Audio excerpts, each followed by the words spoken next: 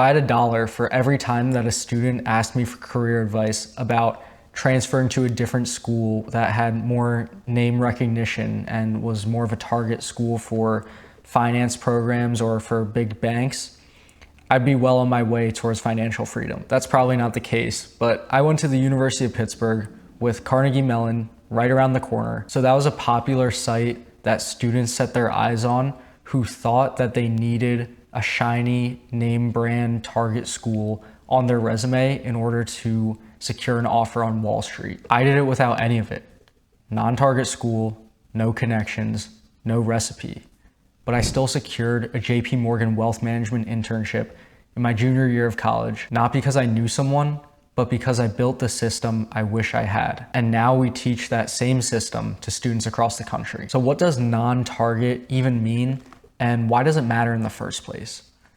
There's this perception that to break into Wall Street, you have to be at an Ivy League, which are like the target schools, where these big banks like JP Morgan, Morgan Stanley, Goldman Sachs, they will actually be at your school's career fairs because they're looking for the cream of the crop or the top performers at these high-level business schools. I think the saying, like begets like, sort of illustrates this point where the people who are already in these big name firms come from these high-level institutions, and so they have a tendency to want to hire and recruit students who kind of come from the same alma mater or, have gone through these similar experiences. And that's kind of just human nature, right?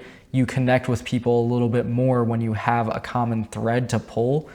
And one of the easiest things to pull in common with a 40-year-old banker and a 20-year-old student is the school that they went to. And so while it is true that these big banks will show up at their career fairs and they will be recruiting for students from those schools in particular, it doesn't necessarily mean that just because you go to a school that is outside of those top 10, top 15 names, that you won't have a shot at getting into Wall Street. If this hits home, I put together a free resource bundle with resume, outreach, and tracker templates.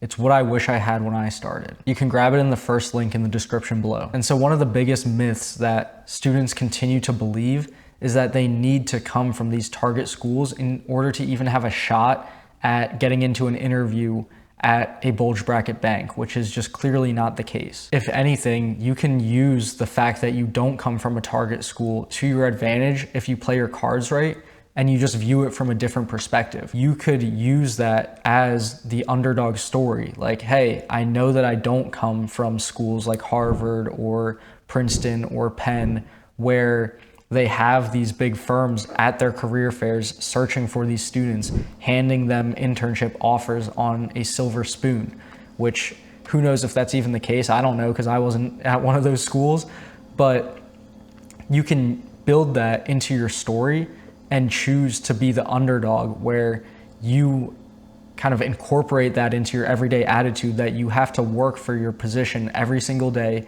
day in, day out. You're working to and fighting for your spot. If you're trying to get into one of those firms coming from a no-name school, it's just kind of known that you have to be a grinder because there's no other way that you'd even get a look if you weren't doing the things that maybe even exceeded the people who didn't have to work as hard to get an interview for this spot. And so that's always how I like to play my hand of not coming from a target school is while other students may have seen it as a disadvantage because maybe in their mind, just because of the fact that they had a no-name university on their school, they wouldn't even get past a filter.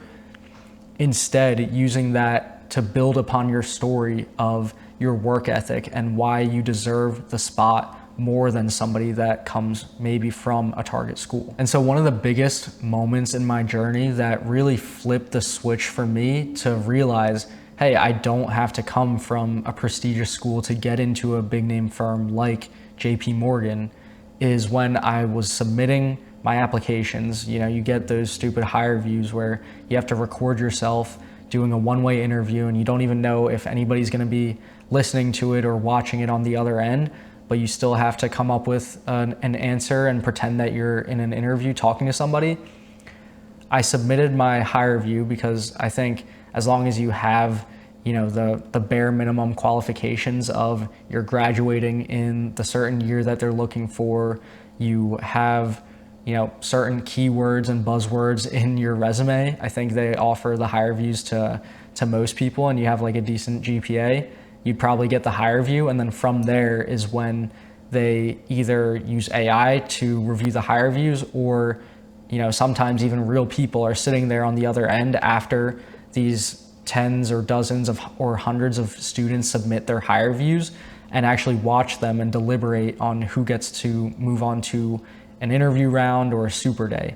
And so that's what happened to me. Is I cold applied for JP Morgan, got the hire view, and wasn't expecting anything, but gave it my best shot in answering those questions, really leaning in on my personal brand of entrepreneurship, interpersonal skills, and really connecting with people and developing relationships alongside my technical ability in, equity research and keeping up with the markets and valuation. Infusing those two sides of my story into every time I answered a question, whether that be talking to a recruiter on the phone, whether that be in a one-way hire view interview, or whether it be during a super day, being able to lean on those pillars of my background, of my story, really helped me shine through. And the moment that flipped the switch is that I actually got a super day from the hire view.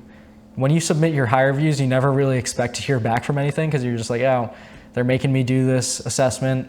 I'll do it because, who knows what will happen, but I'm not expecting to hear much back. And just actually getting the call back for the super day from my hire view was the moment where I realized, like, hey, you don't need to come from a target school. You just need to be good at selling your potential, be a good storyteller, and be able to articulate your value more clearly than the next person. And so while I never truly bought into this idea that, oh, I need to go to Harvard Business School or I need to go to Wharton in order to be able to get a look from a big bank, if I were to give myself some advice looking back, it would be to continue not believing that myth that you have to come from a target school in order to get a look, and instead just continue to focus on developing your personal brand so that it infiltrates every piece of your application, from your resume to your cover letter to your hire view to your first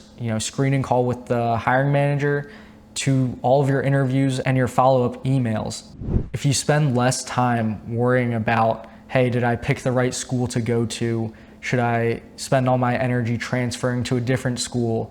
And instead spend that focus and time and attention on honing your craft, being able to be more articulate and speaking with other people, to share your story, share your personal brand, share what you're about and what makes you valuable as, an intern employee or a new hire.